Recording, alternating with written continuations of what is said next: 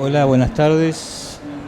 Bienvenidos a esta presentación del libro Derecho y Literatura, la realidad de la justicia, coordinado por los doctores Ciro de Martini, aquí presente, y Félix Lama también aquí presente, en la cual participaron Facundo Abud, María Cecilia Bernech Cuervo, Guillermina Federic, Matías Mesore, Tomás Migliore, Leandro Morfú, Juana Ocantos Bernardes, Lucía María Traverso y Valentina Trigona.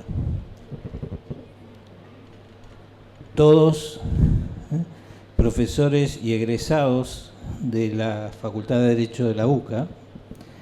Este libro fue editado por la editorial de la universidad, Educa, a pedido de la facultad, bajo la dirección y la gestión de mi antecesor en el decanato, el doctor Pablo María Garat, a quien se le debe mucho de la existencia de este libro. Bueno, derecho y literatura parecen mundos distantes. ¿Qué tendrá que ver el derecho con ese lenguaje árido, a veces aburrido, que tenemos los juristas con el mundo de la belleza literaria? El quid de la cuestión lo plantea justamente aquí el profesor Félix Lama en el primer capítulo, que habla sobre las letras clásicas y la realidad de lo justo. Y entre varias preguntas que se hace, se pregunta: ¿puede la obra literaria acercarnos a la piedra filosofal del orden jurídico, a sus fuentes de validez y vigencia? Creo que ahí está la cuestión central, que le da sentido a este trabajo. Y la respuesta, luego de leer los artículos, los distintos artículos que van pasando por los principales o por lo menos las importantes obras literarias que hablan sobre lo justo, desde Edipo Rey y Antígona de Sófocles, la Divina Comedia de Dante, hasta las Mil y una Noches, los cuentos tan conocidos, El Mercader de Venecia de Shakespeare, Crimen y Castigo de Dostoyevsky, hasta, por ejemplo, Futurología de un Mundo Feliz de Huxley. Y no voy a nombrar a todos porque si no se me acaba el tiempo. Y la respuesta a esa pregunta inicial es, después de leer esto, que realmente es una obra muy, muy recomendable, es que sí. O sea, la literatura nos ayuda a encontrar la piedra filosofal del orden jurídico, de sus fuentes de validez y vigencia, en un lenguaje distinto al que tenemos por ahí en las normas, en los códigos, pero que en el fondo en el cual encontramos el sentido. Y cómo, con esto termino ahora, cómo nace esta obra.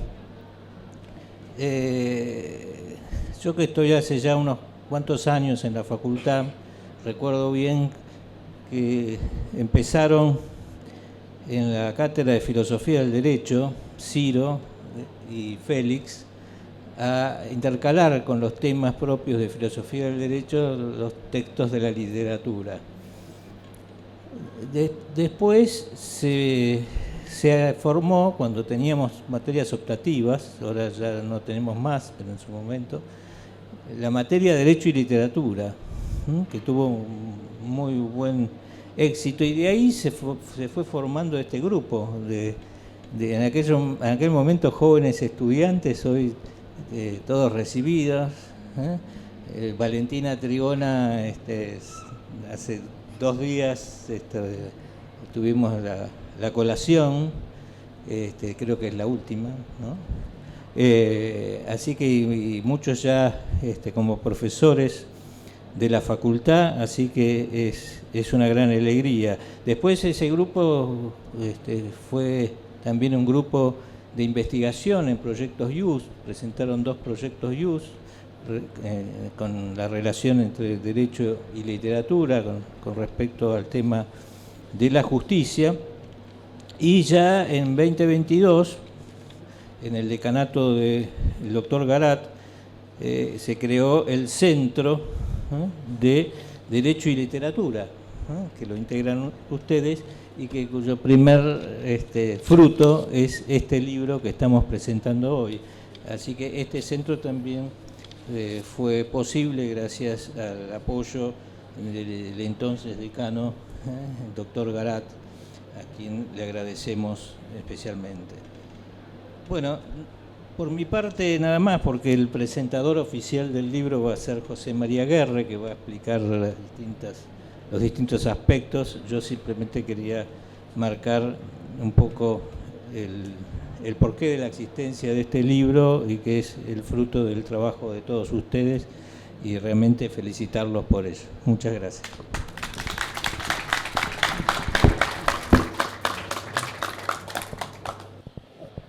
Bueno, con gran emoción, ¿no?, me encuentro esta tarde acompañado de mi exdecano de la Facultad de Derecho, el doctor Pablo Garat, y el actual decano, el doctor Daniel Herrera, con un conjunto de amigos y exalumnos que son los autores del libro, con algunos exprofesores sentados entre ustedes, míos también, de la Facultad de Filosofía.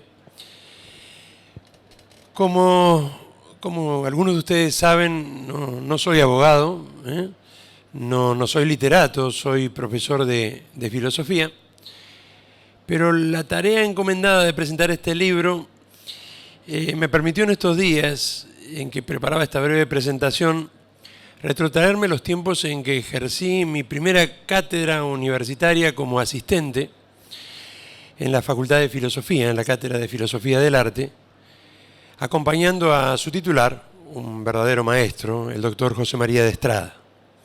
También algunas de sus enseñanzas van a estar presentes esta tarde en esta breve presentación. En el año 2012 se creó la Cátedra de Derecho y Literatura, como decía el doctor Daniel Herrera, a cargo del doctor Ciro de Martini y el doctor Félix Lamas, base del actual Centro de Derecho y Literatura de la Facultad de Derecho de la Pontificia Universidad Católica Argentina. En el 2016, un grupo de alumnos, hoy ya graduados, y varios de ellos ya docentes en la facultad, empezaron a trabajar bajo la dirección de Ciro y de Félix en una investigación formal que dio como resultado esta magnífica obra que tengo el honor de presentarles. Voy a retomar desde donde Daniel dejó, ¿no? Es decir, justamente desde esas preguntas, ¿no?, que plantea en el primer artículo el doctor Félix Lamas. La primera de ellas: ¿puede aportar la literatura algo al derecho, ¿no? ¿Puede aportar la literatura? Una mucho más amplia todavía: ¿puede la ficción acercarnos a la realidad? Y como profesor de filosofía voy a empezar desde allí, ¿no?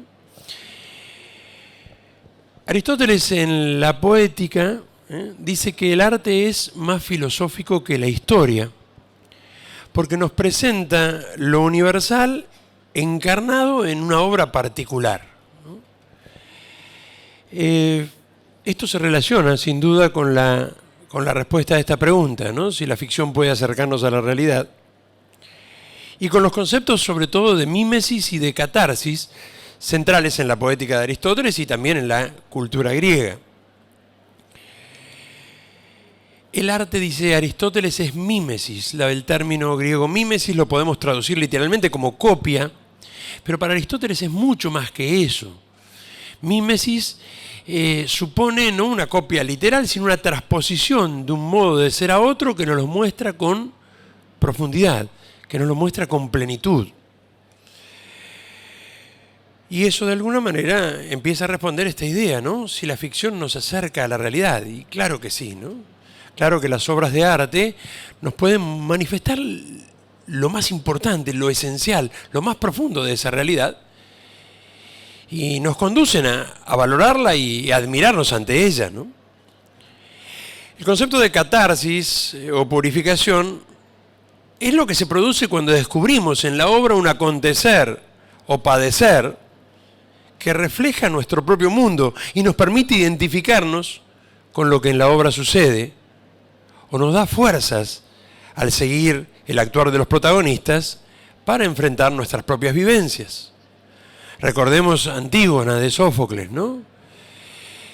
Aquellos espectadores que iban a escuchar, a vivir la obra de teatro, cuando se planteaba que aquel que tocara el cadáver, ¿no?, del hermano de Antígona sería ejecutado, y veían que Antígona iba a desafiar esa ley y lo iba a hacer igual, sin duda no esperaban un deus ex machina, no esperaban algo que resolviera el problema, no esperaban que Antígona fuera perdonada o que Creonte dijera, no, me arrepiento, no pasó nada, todo sigue igual. Veían, percibían que esto iba a terminar trágicamente, ¿no? Y de hecho, así termina la obra. Sin embargo, cuando se iban a sus casas, y uno podría pensar que deprimidos frente al trágico final, se sentían identificados con una vida en la cual enfrentamos dificultades, problemas, desasosiegos, sabiendo que hay principios, que hay valores que vale la pena defender, aunque nos toque morir en el intento.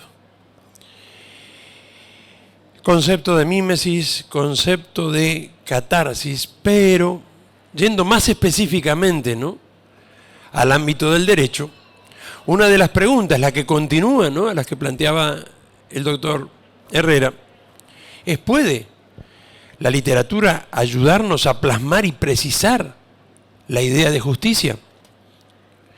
Creo que el libro da sobradamente respuesta a estos interrogantes y a muchos otros más, ¿eh? La hipótesis del trabajo, al decir del doctor Ciro de Martini, consiste en que más allá de las épocas, culturas y filosofías, existe un orden de justicia objetivo presente en la esencia de las cosas y que se corresponde con la propia naturaleza humana. Esa yo creo que fue, al decir de Ciro mismo, la hipótesis central del trabajo de todos estos años, reflejadas en la obra. Este orden de justicia, que es un orden cuya realidad, límites y consecuencias de transgredirlo se expresan en los clásicos de la literatura universal, definidos por Félix como esos libros que tienen una universalidad de lectura, que su lectura tuvo una continuidad en el transcurso del tiempo y también ciertos criterios objetivos de belleza. Este orden de justicia es el que vemos pervertido en Edipo Rey de Sófocles y que será restaurado, cueste lo que cueste, trágicamente. El mismo que en Antígona, que yo recién citaba, expresa que las leyes humanas, en este caso las de Creonte, no pueden ni deben oponerse, a riesgo de no ser justas, a las leyes divinas, que deben ser siempre respetadas. Qué importante, ¿no?, hubiera sido recordarlo, y debe ser todavía recordarlo, antes de aprobar leyes como las del aborto o la eutanasia, que atentan contra el primero de los derechos humanos, el derecho a la vida, en su inicio y en su fin terreno. Estas últimas reflexiones que hago, sin duda, están inspiradas en dos artículos magistrales, ¿no?, escritos por el doctor Ciro de Martini al comienzo del libro, sobre Edipo y sobre Antígona. Las consecuencias de no seguir este orden de justicia las leemos también en la Divina Comedia, donde destaca Lucía el concepto estructural de contrapaso, penas que se corresponden, ¿no?, a cada pecado, y cómo nuestro obrar determina, para bien o para mal, nuestro destino trascendente. Sin olvidar, no nos deja olvidar Lucía, que la Divina Comedia marca un camino de ascenso al paraíso. Y nos ayuda, ¿no?, en esa catarsis, pero ya cristiana, a elevarnos hacia nuestro destino trascendente. Nos describe Guillermina el deseo del hombre en Crimen y Castigo de Dostoyevsky de crear sus propias normas y lo que sucede justamente al hombre cuando intenta ponerse en lugar del creador haciendo su propia ley. Valentina, escribiendo sobre Frankenstein o el moderno Prometeo, resalta también el deseo que acompaña al hombre de convertirse, al decir de Yuval Harari, en un homo deus, en un hombre Dios. Pero también la monstruosidad de su obra y las consecuencias de pervertir este orden de justicia. El artículo de Valentina es un llamado de atención que nos llega del remoto pasado, que nos llega del romanticismo y su crítica al iluminismo, a la ilustración, a esa estatua de la diosa razón puesta por Robespierre en París. Un llamado de atención que es fundamental que tengamos presente en tiempos de inteligencias artificiales, en tiempos de edición génica, en tiempos de transhumanismo. De esto también se encarga aquel artículo que nos habla acerca de un mundo feliz, que hasta se va quedando corto, ¿no?, ese mundo feliz de Huxley, en los tiempos odiernos, ¿no?, y en lo que estamos viviendo hoy y lo que tenemos que enfrentar. Un orden de justicia, hipótesis de trabajo, un orden objetivo de justicia que en suma y sin duda termina remitiéndonos a la providencia divina, donde encuentra su primera fuente y su último sentido. Incluso en Los Justos de Abel Camus, nos dice Tomás, pese a que el autor permanezca en lo personal cerrado a la trascendencia, está este orden de justicia nostálgicamente presente en los protagonistas de la obra.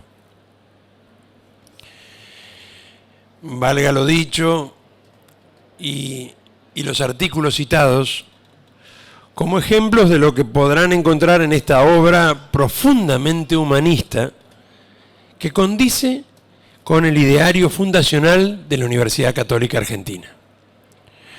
No solamente es un gusto para mí decir estas palabras, sino que fue realmente muy emocionante, imagínense, ¿no?, leer a mis amigos, pero también, ¿no?, a mis exalumnos en estos artículos y ver cómo el espíritu fundacional de Monseñor Octavio Nicolás Derisi estaba presente en cada página de la obra.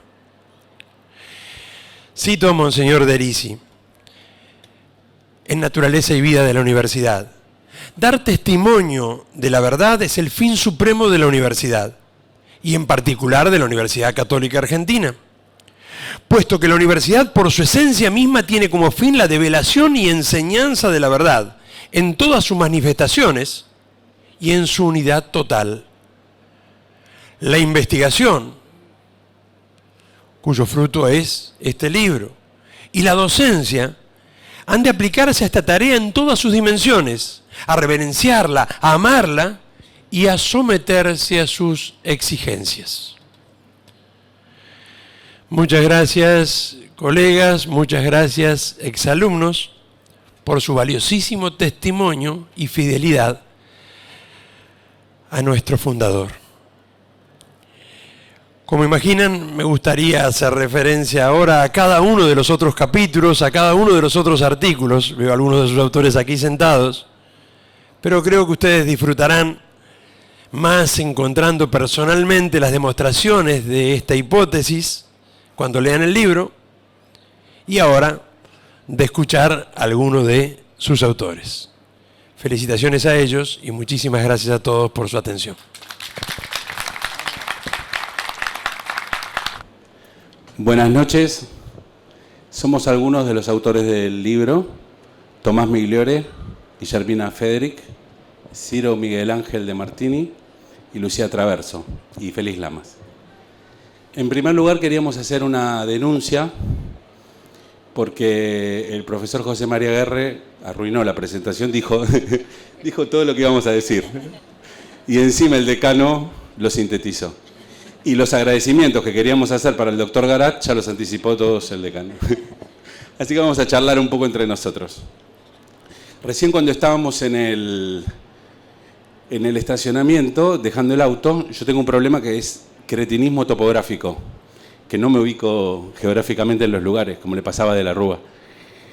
Y entonces había unas policías, 2 mujeres policías, y les digo, estaba con mis hijas Juana y Felicitas que están acá, que les doy vergüenza, y les digo a las policías, ¿estamos bien para la Feria del Libro? Y una de ellas me mira y dice, sí, están bien. Y la otra dice, sí, es por acá. Y la primera dijo, yo pensé que nos preguntaban si estaban bien vestidos como para la Feria del Libro.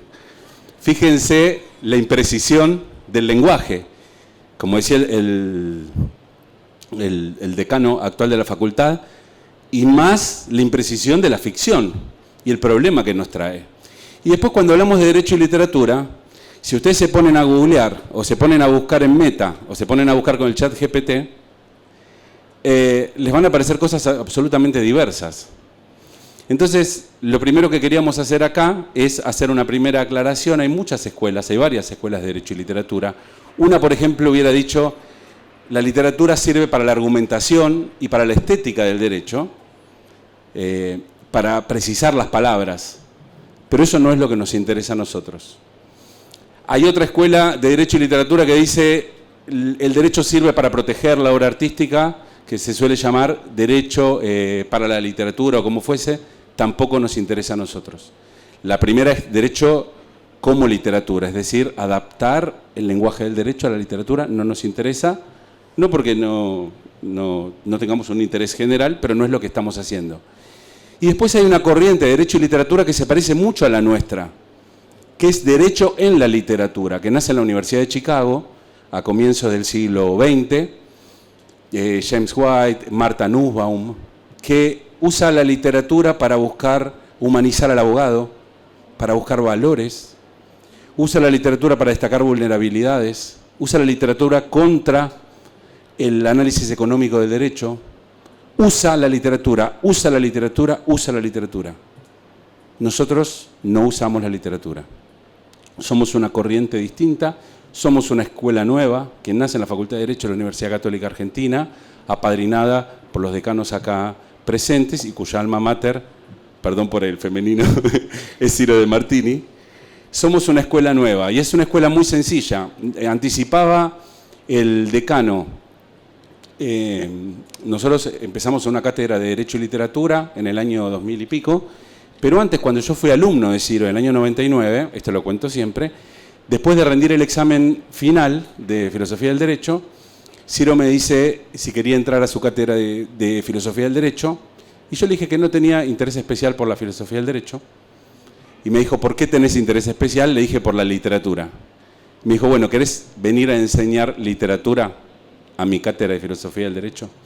Y ahí empezamos, y nosotros teníamos, como decía el doctor Herrera, teníamos una hora, esas cosas de la UCA, teníamos una hora, después recreo y otra hora. No, teníamos una hora, recreo, como 30 minutos y después otra hora. Ahora la organización de la UCA es muchísimo mejor. Bueno, entonces Ciro me dice, aproveché el recreo y esos 30 minutos para empezar con una hora. ¿Y cuál fue la primera obra? Antígona. Entonces yo le digo a Ciro, Ciro, ¿qué les enseño de Antígona? ¿Qué saco? ¿Qué concepto? Y Ciro me dice la palabra que fue fundacional de esta escuela, que es nada. Léela con ellos y hace que la lean. ¿Pero qué les explico? ¿Qué saco? ¿Qué concepto? Me dice nada. Y así nace nuestra escuela. Entonces, ¿derecho como literatura? No. ¿Derecho de la literatura? No. ¿Derecho en la literatura? Como estas escuelas que buscan incluso valores relativos del tiempo y espacio en la literatura? No. Nosotros somos una escuela diferente. Nosotros no buscamos nada. Nosotros no ingresamos a la literatura desde arriba como para buscar algo, como si fuese un lugar para sacar cosas. Ah, esto me sirve para esto. Ah, esto me sirve para la ley natural, esto me sirve para el derecho natural, esto me sirve para humanizar. No. nosotros ingresamos al revés. Algo maravilloso de la Divina Comedia es que nos permite hundirnos, literalmente entrar al infierno caminando despacito de la mano de Dante. Él nos va guiando, Él nos va acompañando en ese camino. Y como dice Félix, vamos aprendiendo con Él acerca de este nuevo mundo, vamos viendo esta nueva estructura. Y esa misma lógica, esta nueva estructura que vamos conociendo en el infierno, nos lleva a adentrarnos de frente y encontrarnos con un montón de preguntas, como estas pobres almas que están sufriendo estos castigos, ¿es razonable que reciban este sufrimiento? ¿Es justa la pena que están recibiendo? ¿Qué proporción tiene que haber entre el pecado o el delito que cometieron y la pena que sufren? Más aún, y esto ya desde el punto de vista humano, ¿no es un oxímoron hablar de un infierno misericordioso? Y si nosotros decimos que toda obra de Dios es de misericordia, ¿cómo es posible que el infierno también sea misericordioso? Y bueno, cuando seguimos caminando y vamos también al purgatorio, seguimos también con estas preguntas vinculadas con la pena y el sufrimiento y el pecado, pero también aparece esta nueva faceta maravillosa que es la del perdón. Y bueno, como también decía el decano y señalaba José María, la obra es de una riqueza inmensa, porque además de enfrentarnos a todas estas preguntas, lo que nos permite es ir dando respuesta a todo esto e ir caminando despacito hacia el cielo. Bueno, entonces nosotros no buscamos nada, pero como les decía Lu y se los mostró gráficamente, en la Divina Comedia nos vamos encontrando, como ya spoileó José María. Tendríamos que haber hablado antes. No. Nosotros no buscamos nada, pero nos vamos encontrando. Y nos vamos encontrando con preguntas existenciales. Nos vamos encontrando con preguntas que nos erizan la piel. Y preguntas que nos erizan la piel en determinadas obras que tienen que ver con lo justo. ¿Está bien? ¿Está mal? ¿Es justo perdonar? ¿La venganza? ¿Hasta dónde? La venganza está buena. La otra vez hablaba con mis hijas. Parece que está buena. Pero ¿hasta dónde? ¿Podemos vengarnos nosotros?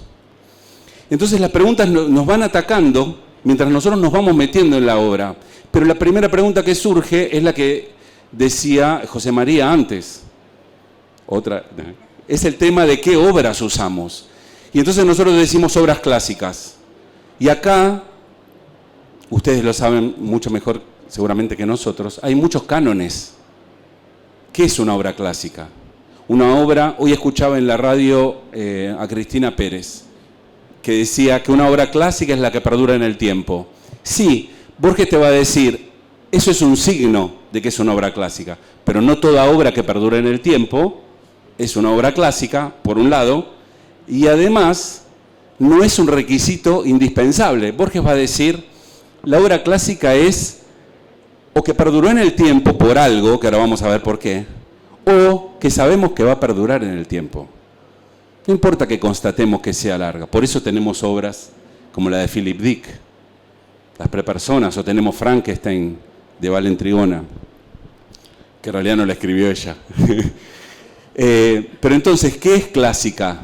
Que pervive en el tiempo, eso es un signo. Borges va a decir algo que también decía Luis. Una obra clásica es la que la reconocemos. La vemos, reconocemos y decís, uy. Y nos reconocemos. La obra clásica es la que nos traspasa. La obra clásica es la que tiene que ver con la existencialidad. La existencialidad. La obra clásica es la que tiene que ver con las preguntas que todos nos hacemos.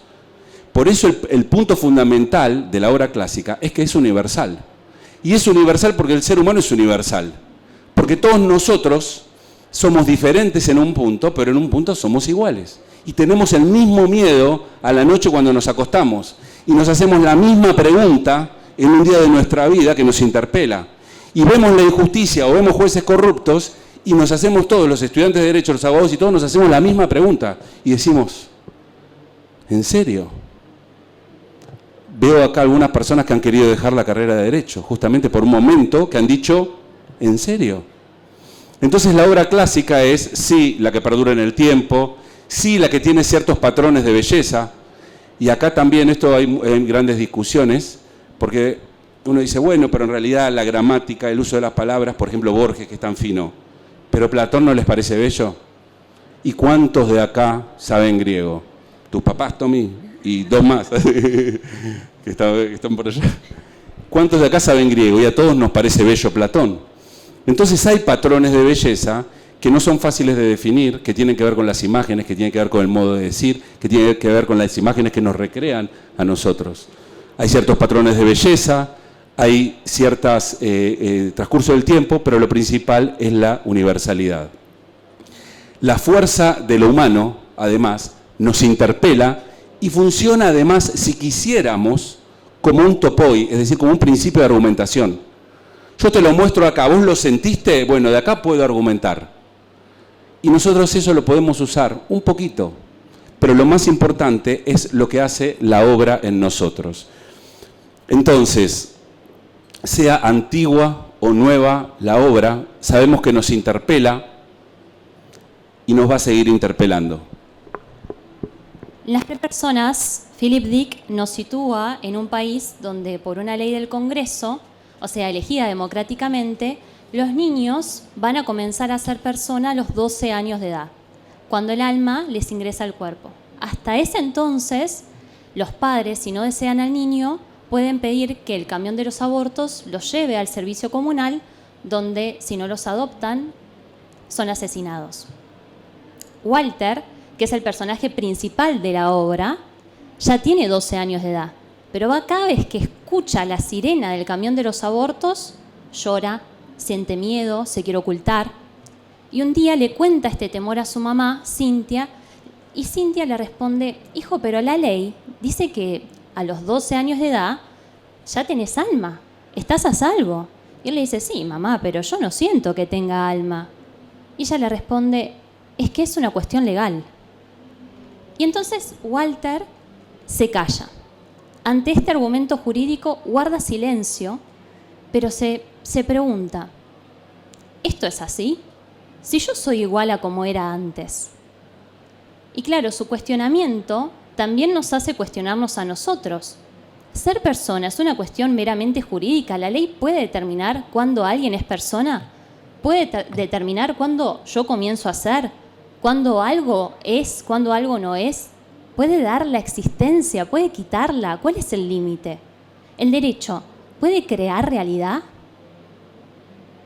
Vemos entonces cómo un cuento corto, escrito hace 50 años, es decir, bastante moderno, cumple con este principio de universalidad, porque nos hace cuestionarnos sobre problemas humanos universales. Y fíjense lo que decía Guillermina cuando está contando de este nene que está esperando que venga un camión y se lo lleve. ¿Por qué? Porque el Estado determinó que en un momento se lo puede llevar en un momento, no había entendido, que en un momento se lo puede llevar al niño porque no tiene alma. Lo que pasa con la obra de Philip Dick, y eso para pelear a los que nos dicen que no es un clásico, es que nosotros nos ponemos inevitablemente en el lugar del nene, de Walter. Nos ponemos, y ese es el otro centro de esta nueva escuela que nosotros queremos fundar hace estos años. Una era lo que decía Ciro de no buscar nada. Y el centro de nuestra escuela es una palabrita, es una locución que es experiencia vicaria literaria. Vivir por otros, vivir otras vidas. La experiencia parece un poco exagerado, ¿no? Porque uno dice, bueno, realmente se puede vivir, y es experimentarlo. Fíjense. Nosotros tomamos la expresión experiencia vicaria de las ciencias de la educación, de un autor que se llama Albert Bandura, que habla del aprendizaje por imitación u observación, pero nosotros no tenemos esa idea. Nuestra idea es mucho más sencilla, es vivir por otros. Nosotros vivimos en la obra literaria y el autor nos hace vivir, a nosotros que la vemos después, nos hace vivir nuevamente ese problema. Nosotros, como les decía el doctor Daniel Herrera, en el año 2006 con Ciro, la primera clase que le dimos a este grupo de alumnos y otros, Juana, y a este grupo de alumnos que está acá, en la primera clase hablamos del teatro isabelino y de Shakespeare, entre otras cosas, ¿no? Y entonces, nosotros vimos que en el teatro isabelino en general y el teatro de Shakespeare en particular, el teatro del globo, tenías a los actores en el medio y tenías a los espectadores alrededor, en semicírculos. Según cuánto pagues, más cerca te sentabas de los actores. Pero fíjense, los teatros a las afueras de la ciudad, lío, bochinche, fuera de la ley, pasaba de todo en las últimas gradas. Los actores en el medio, las personas influyentes acá, las obras que no estaban escritas, porque Shakespeare se hace famoso justamente porque empieza a escribir, empieza a cerrar las obras, especialmente con La Peste y cuando empieza a trabajar para los reyes, obras que no estaban cerradas, la gente pidiendo, y los actores en el medio. Tanto vivían las obras, los espectadores, tanto vivían lo que estaba pasando, que lloraban, se pegaban, se peleaban, gritaban. Un profesor de latín mío, que el Pato Sequeiros, Octavio Agustín Sequeiros, me decía que ¿cómo se llama esta? No lo preparé. Esta obra de Shakespeare, El Mercader de Venecia, que en el Mercader de Venecia, que termina, como ustedes saben, no termina como una tragedia, sino que de alguna manera Shylock termina de alguna manera preso o perdiendo sus bienes, etc. Decía que el Mercader de Venecia estaba diseñado para ser una tragedia, tenía todos los elementos de una tragedia. Pero que Shakespeare, es decir, que los personajes mueran al final. Pero Shakespeare no lo hizo tragedia porque el público no lo soportó. Lo que nosotros queríamos hacer con Ciro y lo que queremos hacer con los chicos, el grupo de los autores acá es más grande, ahí los veo a Mati, a Facu, a Valen la vi por ahí atrás, pero lo que quisimos hacer desde el principio con este grupo originario es recrear el teatro isabelino, es sentirnos como espectadores. Entonces nos poníamos en aulas socráticas, hacíamos semicírculos, íbamos leyendo y ellos se iban peleando y se iban enojando. Por ejemplo, hablando de Coljas y la venganza, yo me acuerdo de Guillermina que se enojaba, ¿te acuerdas? Tenía un carácter peor incluso que el de ahora. Y se enojaba y le parecía que la venganza estaba bien, pero que acá se había pasado y que no, y nadie se podía meter con ella. Y nosotros con Ciro vimos que esa vivencia existía y que los chicos estaban absolutamente metidos en la obra y nosotros también nos íbamos metiendo. Entonces, como decía el profesor Aguerre, el centro de la experiencia vicaria literaria es la tragedia. La tragedia, el cátodos, la catarsis y el ánodos, el descenso, la catarsis y el ascenso. Eso es lo que hacemos cuando leemos las obras clásicas, las obras importantes, las obras que nos interpelan, en este caso, en términos jurídicos. Entonces, si se mueren Romeo y Julieta, yo también lo he hablado con mis hijas, si se mueren Romeo y Julieta no es que no sea una historia de amor, al contrario, es la historia de amor, porque lo que hace, el héroe trágico siempre muere para dejar sembrado algo. Entonces el amor se siembra en las personas que lo leen y dicen, esto es verdadero amor. Como Antígona, esto es verdadero amor a los dioses, esto es verdadero amor a la ley. Entonces, el objeto de nuestra escuela es experiencia vicaria literaria, vivir por otros, tomar conciencia activa de lo percibido o lo padecido por el otro. No es percibir simplemente, es hacerlo carne de forma consciente. Y en Ana Karenina, Tolstoy nos regala un montonazo de personajes, porque es ruso, entonces está lleno de personajes, pero hay dos que concretamente son importantes de analizar, porque hacen un camino contrapuesto, ¿no? Ana Karenina y su marido Alejo empiezan siendo totalmente distintos.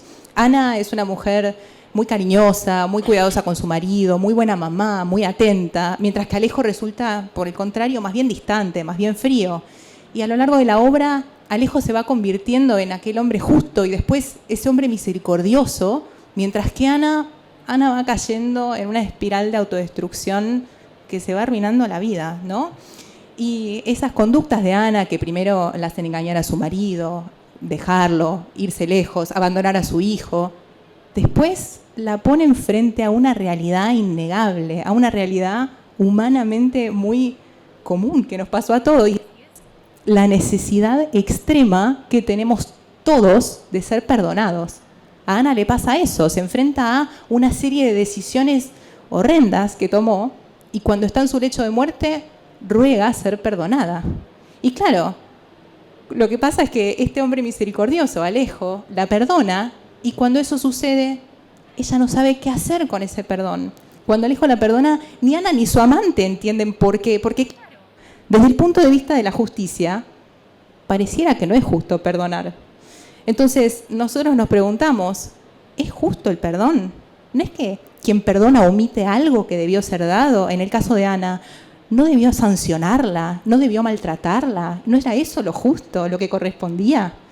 Y bueno, poco a poco, junto a Tolstoy, vamos descubriendo este llamado que también es el del Evangelio, que es de no ser solo justos, sino también misericordiosos. Ya vamos terminando, pero queremos cerrarles nuestra idea. Queremos que ustedes se vayan con una idea acabada y si pueden que compren el libro, que tanto le costó a la universidad hacerlo. El doctor Garat tuvo que hacer muchas gestiones. Y la cuestión es, más allá de las preguntas, más allá de la nada, más allá de la experiencia vicaria, más allá de todo eso, nosotros somos abogados. La pregunta es, ¿se impone realmente lo justo? O si leo una obra determinada, ¿se impone lo justo, lo injusto, por ejemplo? ¿No? Esa es una gran pregunta. Y después, nosotros estamos acostumbrados, ya sea por Aristóteles o por otros autores, a decir que lo injusto es lo que nos hace mal, lo injusto es lo que nos repele, solamente la injusticia padecida. Entonces solamente buscaríamos obras de injusticia padecida para que todos lo padezcamos y se terminó. Pero esto es más profundo, es más grande y nosotros lo fuimos viendo con diversas obras. Ahora estamos viendo, por ejemplo, analizando el nuevo proyecto IUS, el nuevo proyecto de investigación, y las obras que se nos vienen a la cabeza son bibliotecas enteras. Entonces, ¿lo justo es un tema realmente universal? ¿Puede vivirse? ¿Existe lo justo universal, por decirlo de alguna manera? A Ciro y a mí nos interesó desde siempre la palabra límites y concretamente la palabra en griego oros. Los griegos, acá los que saben griego me disculpan, los griegos usaban una palabra que es oros para designar el límite geográfico, para designar el límite moral, para designar el límite de un cuarto, para designar el límite de la justicia. Y esa palabra, que nosotros la fuimos rastreando en muchas obras, y es el origen de una nueva revista que va a salir del Centro de Derecho y Literatura, que se llama Oros, que nace primero en digital, ¿verdad? Oros, si el decano lo autoriza, si pone la que tiene que poner. Oros, entonces, todo tiene un oro, todo tiene un límite, dice, pues ya pedimos demasiado. Oros, entonces, es nuestra palabra. Entonces nosotros vemos cómo lo justo se impone y marca sus contornos en la obra literaria. Y es impresionante. Entonces vemos el límite siempre está asociado para los griegos con la physis, con la naturaleza. No solo la naturaleza del ser humano, la naturaleza de las cosas, la naturaleza de las circunstancias. Entonces el límite personal es no traspases la naturaleza. Por ejemplo, hay un dictador que hace un montón de leyes, pero dice no se pueden reír. No, reír es humano, no traspases la naturaleza. No se pueden juntar, no, juntarse es humano, no traspases la naturaleza. Entonces nosotros vamos viendo, no solamente en la obra griega, sino en los clásicos ingleses, en Dostoyevsky, etc., empezamos a ver el límite asociado a la physis, que es la naturaleza del ser humano, de las cosas, de las circunstancias, y vemos como siempre que se chocan contra el límite, viene el caos. Y viene bien, por ejemplo, se viene vengando bien, como en Von Kleist de Michael Kohlhaas, se viene vengando bien de todo lo que le hicieron a su familia, qué sé yo, y todos estamos bien, vengate, y de repente, hay un momento que nosotros decimos, ¿qué estás haciendo? Y el límite nos salta. Y la violación de ese límite que tiene que ver con la physis, con la naturaleza, con la injusticia, nos salta. Y no es solamente la injusticia que padecemos, no es solamente la injusticia percibida. ¿De verdad entonces creemos que solo la injusticia recibida, la que nos golpea? Nosotros creemos que no. En Crimen y Castigo, Dostoyevsky nos va a llamar a ser Raskolnikov, un estudiante de Derecho inteligentísimo que vio que ante la ley había como dos categorías de hombres: los normales, que debían obedecerla, y los superhombres que estaban más allá de la ley y podían infringirla.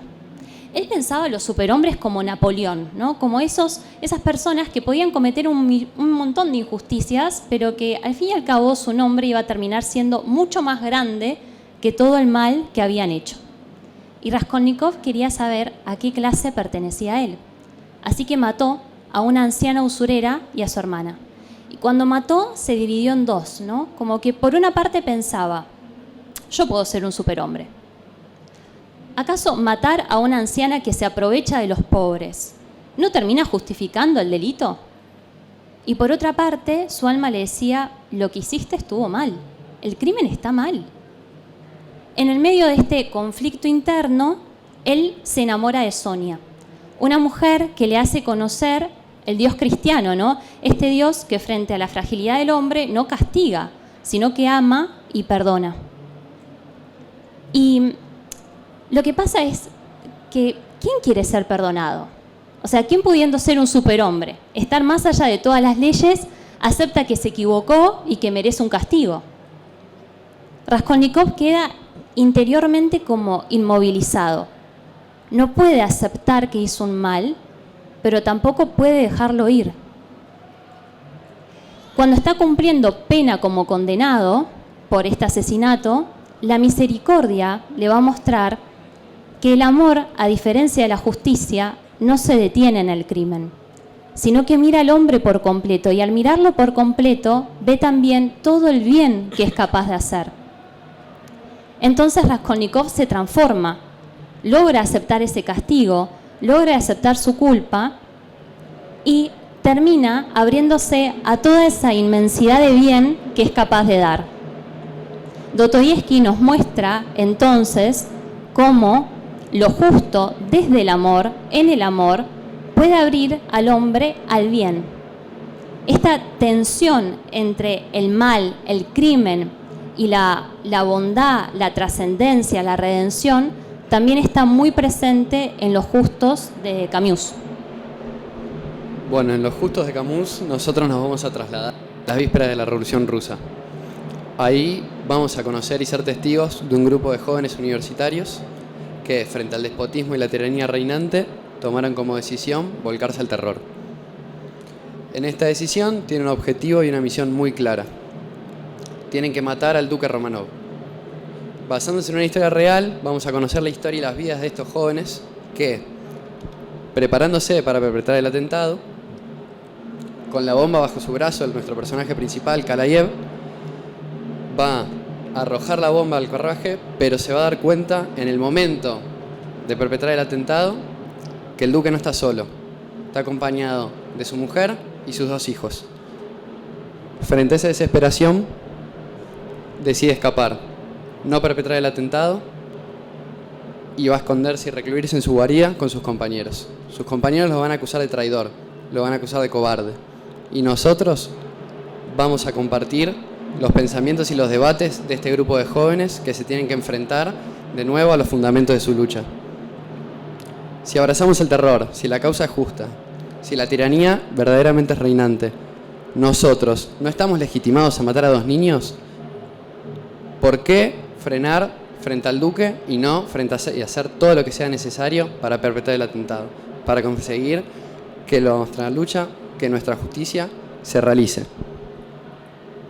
Kalayev en ese día, mirando los ojos al duque, sintiendo su alma, viendo a sus niños, se va a preguntar cómo es posible que matar a un hombre sea la respuesta para solucionar el dolor en el que se encuentran sometidos. Desesperado y en agonía, va a exclamar a sus compañeros que la única respuesta que él considera para resolver este dilema es su propia muerte. Ellos nos han convertido en asesinos, va a decir en la obra, pero al propio tiempo pienso que voy a morir, y entonces mi corazón se serena, sonrío y vuelvo a dormirme como un niño. En esta historia nos vamos a adentrar en los corazones de estos jóvenes, como nos narra Camus, incapaces de justificar lo que ellos consideran necesario, van a encontrar en su propio sacrificio una respuesta a un mundo de injusticia y de violencia. Bueno, ahora vamos a terminar, pero primero voy a responder la pregunta inicial, y después le vamos a dar la palabra a nuestro creador, que es Ciro. Pero vamos a responder primero la pregunta inicial. ¿Puede la literatura dar algo al derecho? Nosotros creemos que sí. Creemos que la literatura clásica puede plantar semillas de realidad, puede tener una función redentora, puede reconciliar el derecho con la naturaleza y hacer brillar la justicia, puede devolverle ardor a nuestros corazones cansados. Para terminar, voy a resumir con un párrafo de nuestro mentor, maestro y amigo, que resume todo nuestro afán en muy pocas líneas, que de alguna manera dice lo que todos queríamos decir. Antígona, esa obra inagotable, llega a su fin.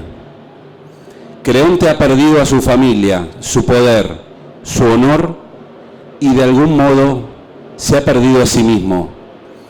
Pide a sus esclavos: sacadme cuanto antes, llevadme lejos a mí, que soy nadie. Él también, como Antígona, como Ismene, se ha conocido a sí mismo. Ha logrado penetrar el sagrado mandato que preside el oráculo de Delfos. Nótice autón, conócete a ti mismo. Y se ha encontrado con la nada. Llevadme lejos a mí, que no soy nadie. Ansía una muerte inmediata, pero Sófocles no se la concederá.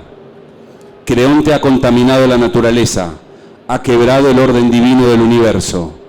Creonte, el impío, ha querido extender su poder al reino de los dioses. Ha querido, en su torpe osadía, violentar el límite misterioso que separa la vida de la muerte. No habrá paz para él.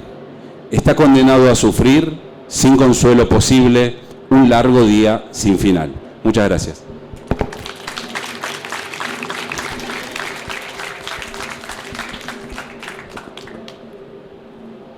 Bueno,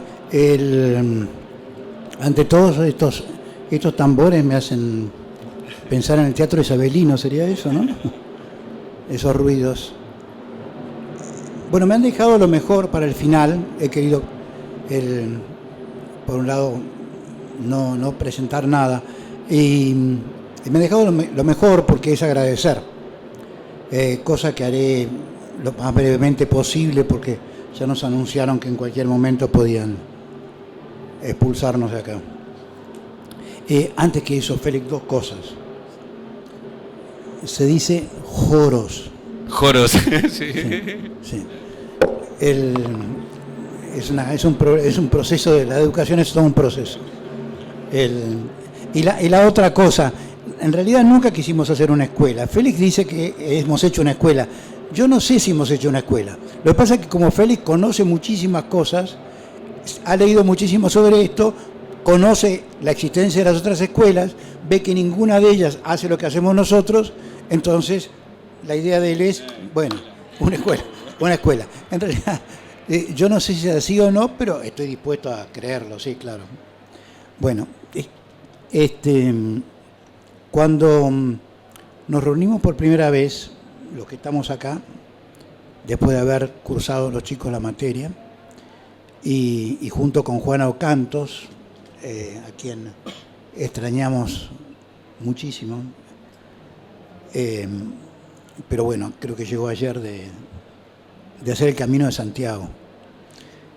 Y bueno, cuando empezamos en esa primera reunión, lo primero que le dijimos a los chicos es que lo que íbamos a hacer, todo lo que fuéramos a hacer, tenía que ser para la mayor gloria de Dios. Y si no lo hacíamos para eso, no tenía sentido hacer nada. En segundo lugar, en algún momento también salió, y eso se ha repetido a lo largo del tiempo, que si estamos haciendo estas cosas es fundamentalmente porque disfrutamos hacerlas y porque nos divertimos mucho haciéndolas también. Esto nos ha permitido conocernos mucho, querernos mucho y trabajar juntos en proyectos en común. y hasta ahora por lo menos venimos disfrutando. Pero vamos al primer punto, para la mayor gloria de Dios. Esto ha estado siempre presente en nuestra intención. Creo casi con seguridad que no ha estado tan presente en los resultados. Hemos hecho lo que hemos podido. Y como pasa siempre también en estas cuestiones, ¿no? Y para aquellos de ustedes que vayan a leer el libro, que a lo mejor lo han leído ya, es una realidad que todas aquellas deficiencias, carencias, errores, son atribuibles a nosotros, sin duda alguna. Y toda vez que ustedes en alguna de estas, en este libro encuentren la luz de la verdad, eso no tiene que ver con nosotros. Eso es, por supuesto, un regalo de Dios, que la hizo brillar a través nuestro. Es decir, como dice el Salmo, no a nosotros, sino a tu nombre da la gloria. Bueno, en este agradecimiento, por supuesto, de todo estamos agradeciendo a Dios, claro. Y queremos agradecer muy especialmente a las autoridades de la facultad, quienes hoy tenemos la suerte de tener aquí presentes a los dos decanos. Daniel fue el decano que nos permitió tener una cátedra de Derecho y Literatura única en la historia de la facultad, y la única que existió, por otra parte, porque teníamos Félix y yo nada más. Después, bueno, Pablo nos apoyó todo el tiempo en su decanato y bueno, permitió que junto con Daniel también, claro, como director de la carrera en ese momento, que existiera el Centro de Derecho y Literatura, que pudiéramos trabajar desde ahí, que exista un libro en época de vacas flacas, bueno, tener un acto como este, ¿no es cierto? Y bueno, y por fin, como ya comentaba Félix hace un rato, saber que vamos a tener, Dios mediante, esta revista, Joros, que va a ser una revista de Derecho y Literatura del Centro de Derecho y Literatura, y que saldrá, Dios mediante, una vez por año, con los trabajos de todos aquellos que estén investigando con nosotros, más allá de que puedan ser publicados en revistas de distintos niveles académicos. Bueno, en mi agradecimiento, tengo que terminar el agradecimiento de un modo que no es lo que lo termine así porque sea lo último, casi lo termino así porque es lo primero, pero justamente lo pongo al final para que sea lo último que le llegue a ustedes. Y es agradecerle a Dios por haberla creado a Verónica. A mi mujer, una de las cosas que más me gusta de todas estas cosas, fíjense cómo se tapa la cara. ¿Ves? Ahí te están mirando todos, no te tapes la cara y no te van a mirar. Bueno, sí, agradecerle porque la creó, ¿no? Es una gran obra de Dios. Y eso, Dios después me regaló el poder casarme con ella. Y el fruto de esto son una cantidad de hijos maravillosos y una cantidad de nietos maravillosos también. Y por supuesto, lo digo porque estoy viendo algunas caras por ahí, también, aunque esto no haya dependido exactamente de nosotros, o casi de ningún modo de nosotros, también tengo que agradecerle los yernos y nueras magníficos que he tenido. Y esto lo tengo que hacer por dos motivos. Primero, porque efectivamente son buenísimos. y en segundo lugar, porque si no lo digo, después me dicen de todo. Así que bueno, muchísimas gracias a todos por venir a esta presentación.